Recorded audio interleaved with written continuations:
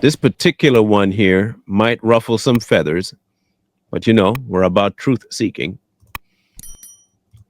The one we have to discuss, we've kind of touched on before on this platform. A senior Justice Department official was caught in what they call a honey trap scheme, bragging about how he plans to redact every Republican's name from the Jeffrey Epstein's client list. Joseph Schnitt, I think is his name. He's the acting deputy chief in Attorney General Palm Bondi's DOJ. Now, whether or not he's acting in official capacity or not does not negate what he is saying. So we're going to listen to hear what he's saying because he was caught on a hidden camera saying what he's saying. Okay, cool. I don't want nobody saying that, you know, no, just listen. Unbiased, listen. Okay, cool. Well, those files do exist. Yeah, thousands and thousands of pages of files. They'll redact every Republican or conservative person in those files. Leave all the liberal, Democratic people in those files. And they did that Maxwell person. Yeah. And also involved. Got transferred to a minimum security prison too recently, which is against BOP policy because she's a convicted sex offender. They're offering her something to keep her mouth shut. Wait. Just wait.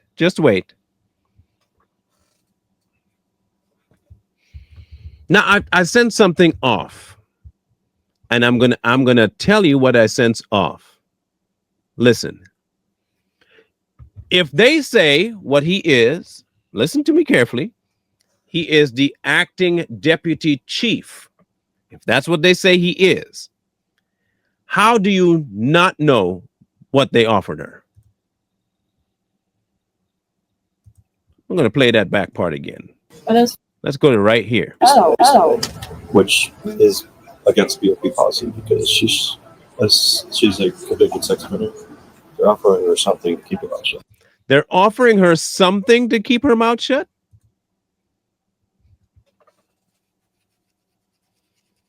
Now, am I saying they're incapable of hiding those names? No. I'm not saying that at all. I just find it odd that he don't know what he say he's supposed to know considering his position when he say he know it. I just find that kind of odd. Now, you know us. If it's provable, we will throw them square under the bus and press on the gas inside the bus. No problem doing that. But when I hear a red flag, I got to mention the red flag. He's speaking too vague about something that he actually should be knowing much about. He definitely doesn't look the part. I'm just saying there are some questions based on his demeanor, based on the things he's saying. It does not sound to me like he is being very forthcoming. He doesn't know he's being recorded, so he can't be hiding that.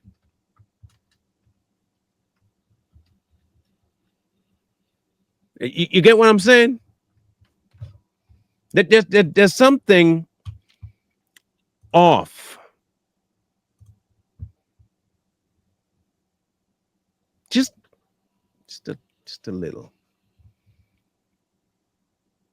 So I'm gonna leave this to you guys as a question. Do you believe what he is saying?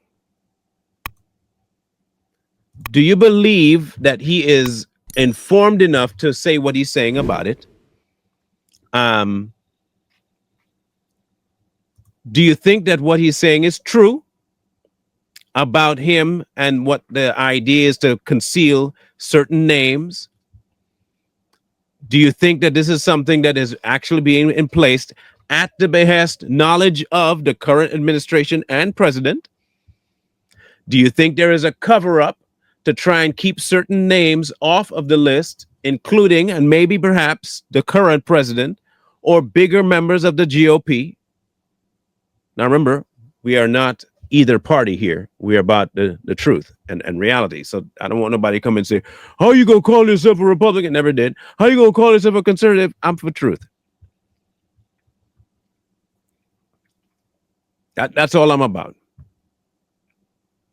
I just want to know whether or not you guys believe what he said. I have my reasons for being skeptical. I'm not saying it's not possible. I'm not saying it's not real. I'm not saying it's not happening. I'm saying I'm skeptical. Why? There are certain things that he's saying, how he's saying it just does not seem I don't know.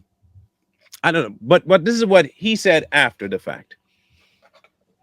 Schmidt went on to say that his comments captured in the video were based on what he had learned in the media and not from anything I've done or via work. Now, that statement could be 100% true based on the fact that he didn't say anything factual or even sounds like he knew what things were happening. They offered her some kind of a deal. That sounds like he is uninformed. I could give credence to that. Again, I'm going to keep saying this. I'm not saying what he's saying isn't true. I have no knowledge of the circumstances surrounding Miss Maxwell other than what is reported in the news.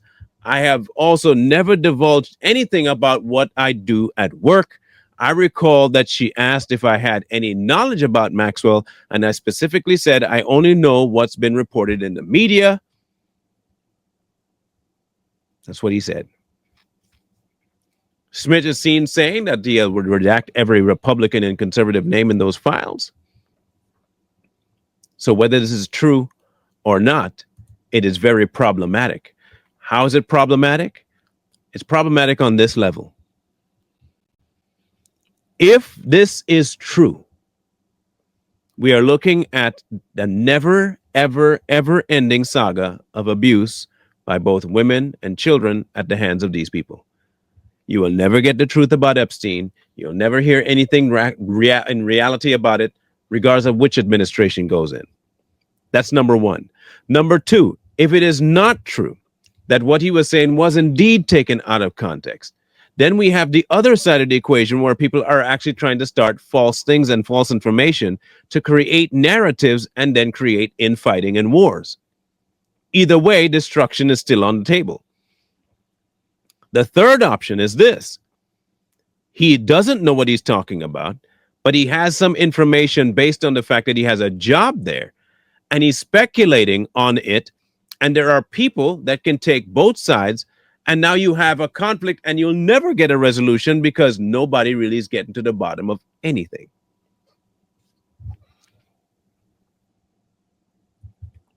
It's problematic either way. I don't know that there is a client list, especially to the tune of the kinds of things that Jeffrey was doing. I don't know that there's actually that. I doubt there's actually that. But if there is, you'd have to be like crazy to write all that stuff down and what this person did and with whom. The best answer we could get was from the victims that came forward to the microphone, but they won't give names. I don't know why. It's not like they were threatened yet to not give names. They said they have the names. They're going to write them down, but they won't give it to you. So who can you blame? Can you blame the government? You could. Can you blame the free people? You could. So it's not either one's fault, or is it both fault? It's both fault. Some people will tell you, I have all the information and never give it to you. Then they say, the government's keeping me from it, but you have the information. Yeah, but. So the question will be for you. You decide. Agree with him? Is he telling the truth? Or is there something that was left out that would give more detail over what he's saying? I'll let y'all figure that one out.